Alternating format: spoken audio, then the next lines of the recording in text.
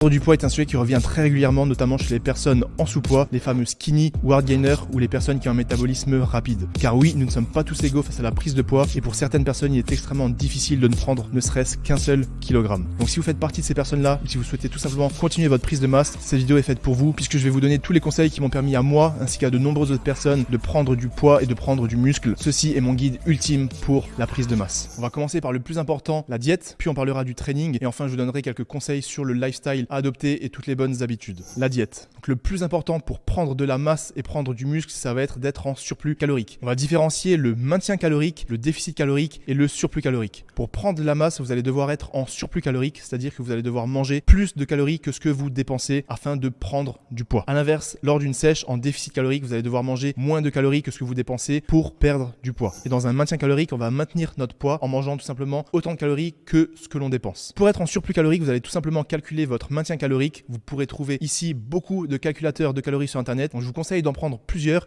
et ensuite de faire la moyenne de chacun de ceux-ci pour avoir une moyenne relativement précise. Sinon, je vous ai aussi fait une vidéo juste ici avec laquelle vous pourrez calculer toutes vos calories ainsi que vos macronutriments. Une fois que vous avez ce maintien calorique, vous allez simplement augmenter de 200 à 300 calories ce maintien pour pouvoir être en surplus calorique et donc prendre du poids. Donc avec ce nouveau total calorique, vous allez manger ce nombre de calories toutes les semaines pour prendre du poids. Attention à ne pas être en trop gros surplus calorique, donc n'augmentez pas de 500, 600, 700 calories votre maintien, sinon vous allez prendre du gras inutilement puisqu'on ne peut pas prendre plus de muscles que le minimum requis. À partir de là, vous n'avez plus qu'à manger ce nombre de calories chaque semaine et vous voyez si vous prenez du poids. Si vous prenez du poids, bingo, et si vous voyez que vous ne prenez pas de poids sur la balance, vous allez simplement augmenter à nouveau de 200 calories et ainsi de suite. Maintenant, les macronutriments, protéines, glucides, lipides. Il faut savoir qu'il faut uniquement un minimum pour les protéines et les lipides et donc je vous conseille d'être à minimum 1,6 à 1,8 g de protéines par kilogramme de poids de corps et minimum au niveau des lipides 0,8 à 1 g de lipides par kilogramme de poids de corps. C'est-à-dire que si vous faites par exemple 80 kg, au niveau des protéines, vous allez faire 80 fois 1,8 et ça vous donne votre minimum de protéines à manger quotidiennement. Et au niveau des lipides, vous allez faire 80 fois 1, ce qui nous donne 80 grammes et donc vous devez manger minimum 80 grammes de lipides quotidiennement. Gardez bien en tête que ce sont des minima, donc vous pouvez dépasser ces valeurs, mais il ne faut juste pas aller en dessous de ces valeurs au quotidien. Ensuite, vous allez pouvoir combler le reste de vos macronutriments avec des glucides pour l'énergie. Maintenant que vous avez votre total calorique et vos macronutriments, il va falloir manger tout ceci avec des aliments riches en calories.